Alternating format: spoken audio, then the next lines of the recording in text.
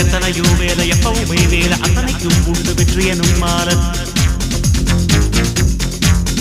சண்முகா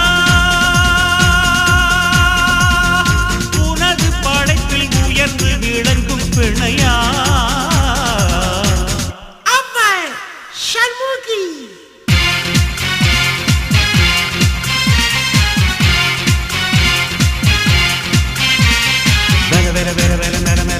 ஆம்பளைக்கும் வேலை பொம்பளைக்கும் வேலை பொம்பளையா போன ஆம்பளைக்கும் வேலை